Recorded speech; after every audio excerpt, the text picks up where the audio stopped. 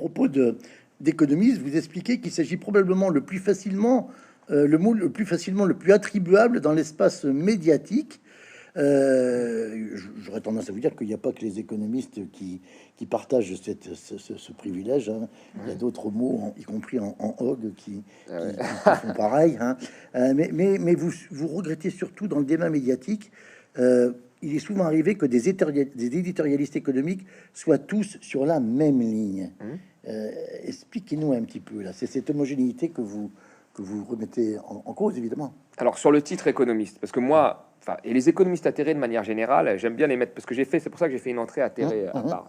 Quand les économistes atterrés, ils sont tous économistes, c'est-à-dire qu'ils ont tous fait 8 ans d'études, ils ont tous un poste, ils ont tous des publications académiques, mais vraiment tous dans des revues, voilà, dans des revues classées, etc. Ouais, c'est-à-dire tous, mais, y compris ceux qui trouvent que ce n'est pas utile, en ont quand même toujours dans leur CV ou en ont eu un moment dans leur vie.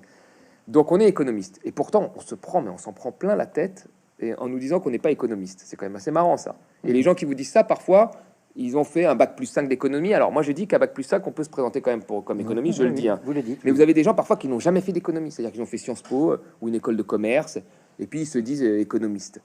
Bah non, l'économie, c'est pas que des chiffres que l'on prend comme ça sur Eurostat et on dit à ce chiffre-là, c'est pas que des comparaisons entre deux pays, il y a aussi des raisonnements derrière, il y a aussi des raisonnements. Et c'est ça qui fait la différence. Et il y a beaucoup de gens parfois qui sont à la tête de think tank, je vais dire, voilà, qui n'ont fait aucune année d'études d'économie, qui font passer leur think tank pour un espèce de laboratoire de recherche en se donnant des titres directeur de recherche du think tank truc muche, alors que bon, c'est pas des directeurs de recherche, et qui en fait donnent l'impression de connaître parce qu'ils citent 2 chiffres, mais en réalité ils connaissent pas quoi. Ils citent des choses que voilà, qui vont répéter à droite et à gauche. Et qui servent des intérêts souvent parce qu'ils sont financés.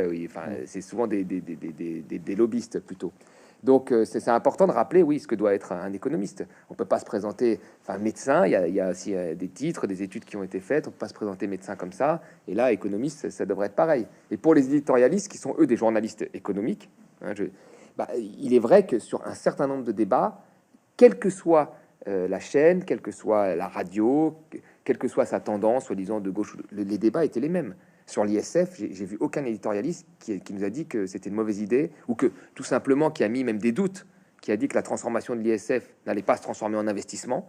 Ce qu'ont dit les atterrés dès le début, et ce qui a été vérifié aujourd'hui par 4 rapports de France Stratégie, dont la plupart des économistes ont été des soutiens de Macron, donc ouais, on peut pas leur dire, mais nous on leur avait dit bien avant.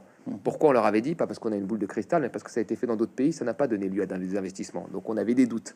Voilà, et là aucun éditorialiste n'a critiqué ça, aucun éditorialiste n'a critiqué le CICE, et aucun éditorialiste ne vous dira un jour qu'il faut augmenter l'investissement public ou la dépense publique.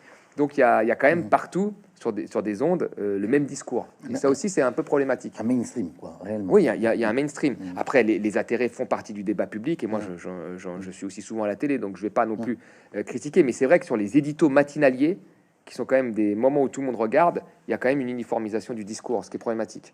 Autre, j'allais dire, tribu, entre guillemets, dans un terme d'ailleurs qui n'est pas sociologique du tout, les actionnaires. Alors là, c'est assez passionnant parce qu'il y a de l'humour dans votre livre. Hein. Votre définition des actionnaires, ce sont des rentiers qui placent leur argent et qui récupèrent la majorité des profits générés par les entreprises.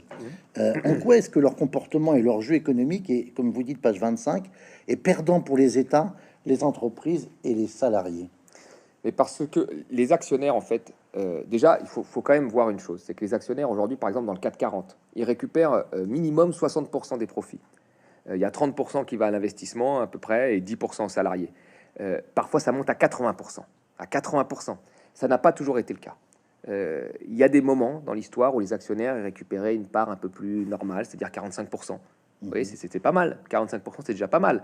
Là, quand on monte à 60-80% du profit, bon, on peut se dire, voilà. Et après, il y a aussi une chose, c'est qu'il y a une grosse partie des actionnaires qui placent leur argent, mais ce qui se passe dans l'entreprise, ça les intéresse pas plus que ça. Et ils peuvent changer si ça les intéresse pas. Et il y a eu un changement dans les années 80, c'est que le salaire du dirigeant dépend de ce qu'il va donner aux actionnaires. Alors ça, vous l'expliquez bien. Hein. Voilà, bien Par sûr. un certain nombre de mécanismes que vous pouvez détailler. En fait, grâce aux stock options, etc., ce qui va donner aux actionnaires va se retrouver, va faire augmenter fortement son salaire.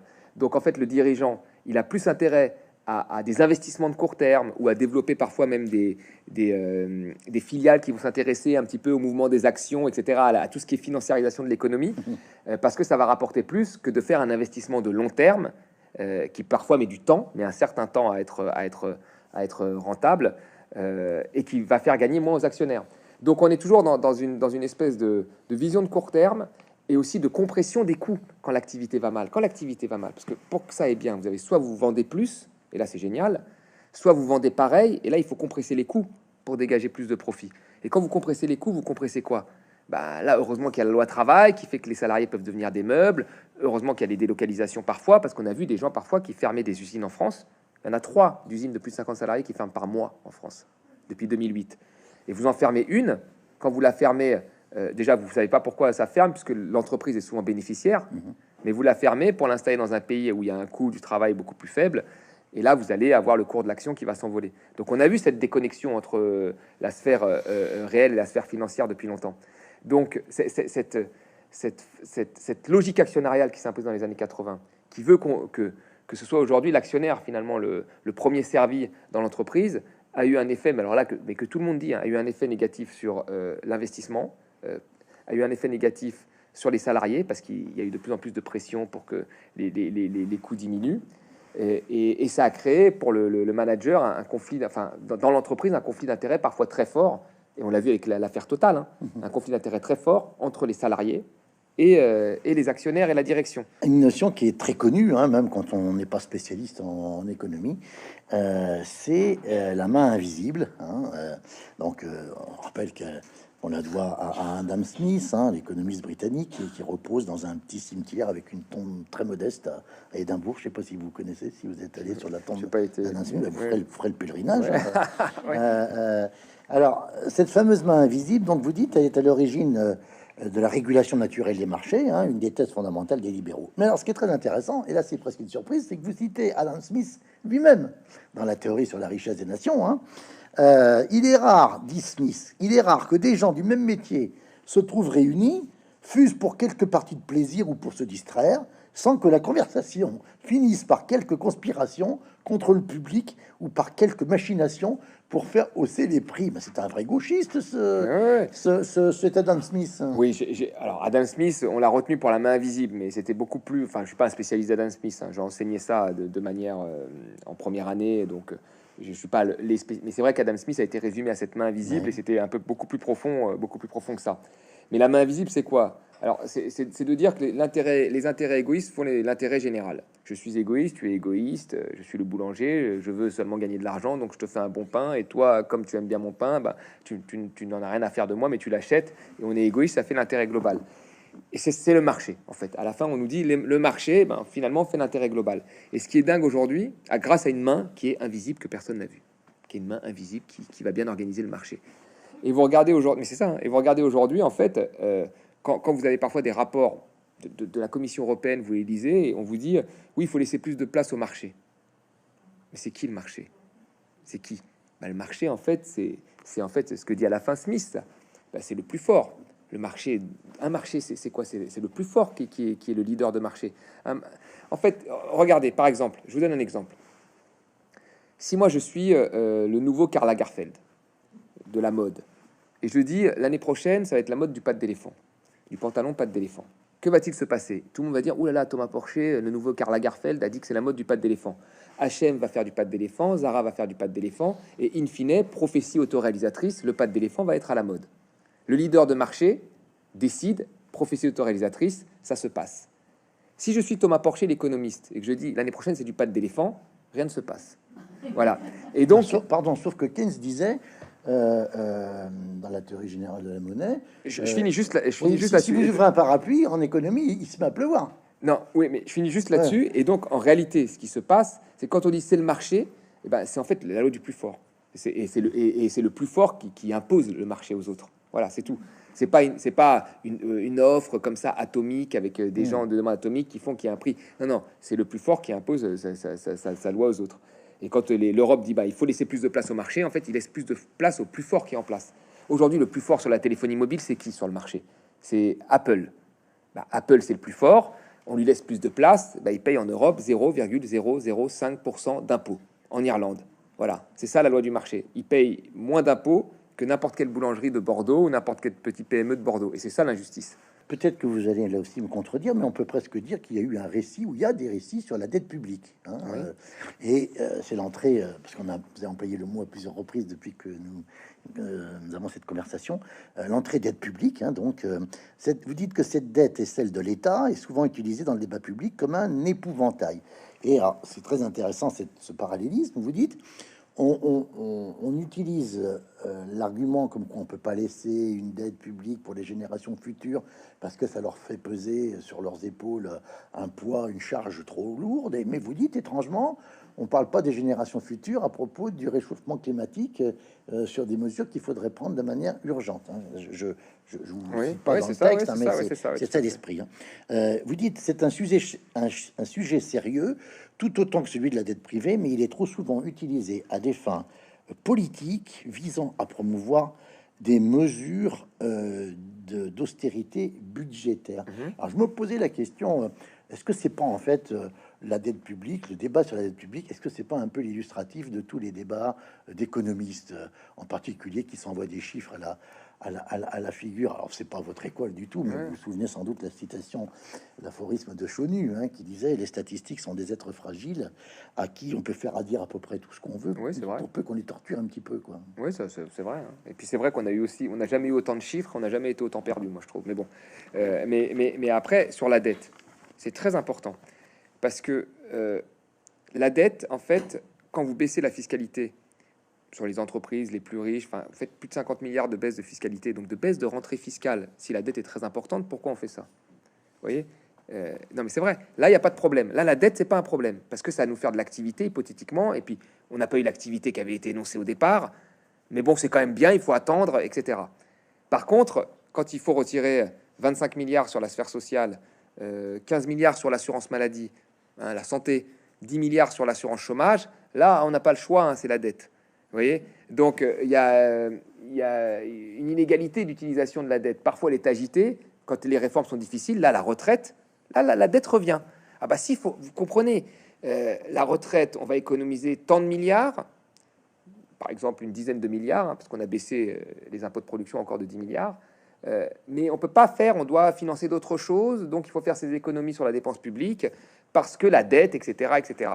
Donc la dette, c'est quand même un argument qui ressort tout le temps, mais pensons un petit peu, si on avait fait tous les investissements nécessaires, c'est-à-dire que réclamait l'hôpital, parce que l'hôpital était en grève depuis longtemps, et en 2018, on a eu une des plus grosses cures d'austérité sur l'hôpital. 1 milliard en tendance d'économie sur l'hôpital. 1 milliard en tendance. Si on avait lâché un peu, il ne s'agit pas de mettre, il s'agit pas de mettre des, il s'agit juste de lâcher un petit peu quelques milliards qui changent la vie des gens sur le terrain et qui fait passer peut-être notre déficit, qui fait prendre un point de notre déficit, ce qui ne change absolument rien en réalité au coût, au taux d'intérêt, etc. Si on avait fait ça avant le Covid, combien de vies on aurait sauvé? Moi, c'est vraiment la question que je me pose tout le temps. Parce qu'on l'a fait après coup, de toute façon. Je veux dire, on a creusé notre dette, on a creusé nos déficits. Voilà, donc on l'a fait. Donc ça, c'est de la mauvaise économie. C'est-à-dire, quand vous ne faites pas les investissements supplémentaires, et puis après, vous réagissez au dernier moment dès qu'il y a le moindre choc en vous disant « Ah, ben il faut faire ça », et vous colmatez les brèches avec encore de l'argent public, comme on l'a fait en 2008, comme on l'a fait en 2020. Ben moi, je me pose toujours la question, qu'est-ce qui se serait passé si avant on avait fait ces investissements? Combien de vies on aurait sauvé? Comment l'hôpital aurait été face à la crise? Il y aurait eu des morts, parce que là, c'était une pandémie. Mais on aurait peut-être, notre personnel hospitalier aurait peut-être été mieux préparé. Et vous savez, dans toute crise, il faut une analyse. Alors, il y a l'analyse du moment, effectivement. Il y a l'état dans l'état de l'économie tel qu'elle est, quelles que soient les réformes qui ont été faites et les décisions que nous pouvons prendre à ce moment-là. Ça, c'est une vérité. Mais après, il faut toujours avoir une analyse rétrospective. Par exemple, sur l'énergie. L'énergie, là, nous avons une guerre à côté, très bien, avec un des premiers producteurs de gaz, un des premiers producteurs de pétrole. Donc, ça impacte les marchés de l'énergie. Nous sommes tous d'accord. Maintenant, on peut se poser la question de à quoi a servi la libéralisation, c'est-à-dire la casse de nos monopoles publics qui fonctionnaient très bien. Pourquoi on a fait ça? on a voulu que EDF, qui fonctionnait très bien, on a voulu créer des concurrents fictifs d'EDF, alors que les Français restaient majoritairement attachés à EDF. On a encouragé les gens à aller chez ces fournisseurs alternatifs en leur disant que les prix allaient baisser, parce que l'économie de marché fait baisser les prix. Manque de peau, ils ont augmenté. Ils étaient plus élevés que les prix d'EDF. On a créé des tarifs transitoires, les tartames, pour les faire revenir au prix régulé. Quel intérêt, quelle utilité, à part vouloir un marché, ce qui ressemblerait à un marché? Quelle a été l'utilité pour nous? À part du brainstorming qu'on servit? Bah, rien, en fait. Rien. Vous voyez? Donc il faut avoir cette analyse rétrospective. Si on avait fait la rénovation des bâtiments, depuis le Grenelle de l'environnement, Sarkozy, qui demandait 500 000 de rénover 500 000 logements par an, on n'a jamais rénové 500 000, on est toujours à 2 fois moins. Bah, on pourrait peut-être aujourd'hui se passer du gaz russe. Mais vraiment, il faut se poser ces questions. Pourquoi ça n'a pas été fait? Et là, il y a une crise, et après on dit, ah bah, en fait, on va accélérer là-dessus, on va accélérer là-dessus. Bah oui, très bien, mais il y a quand même des gens qui, depuis longtemps, disaient que les prix de l'énergie étaient augmentés, étaient structurellement allaient structurellement vers la hausse, et donc qu'il fallait rénover probablement les bâtiments pour consommer moins d'énergie. Des économistes, même libéraux, Patrice Geoffron, Jean-Marie Chevalier, c'est des gens qui ont été mes professeurs. Eux-mêmes vous disaient que les prix du gaz, les prix du pétrole, les prix de l'électricité étaient orientés à la hausse. Monsieur de Margerie, il y a 10 ans, il nous disait que le prix de l'essence serait à 2 euros. Qu'est-ce qui a été fait? Je sais pas moi, pour changer la fiscalité des prix des carburants et qu'elle soit plus juste, qu'elle ne pèse pas de la même façon sur quelqu'un qui vit à Paris en centre-ville ou quelqu'un qui vit et qui fait dans une petite ville et qui fait 50 km. Rien n'a été fait, rien n'a été pensé. Et dans l'urgence, on fait des petites mesures comme ça d'aide. Donc c'est important d'avoir aussi ce recul sur les choses.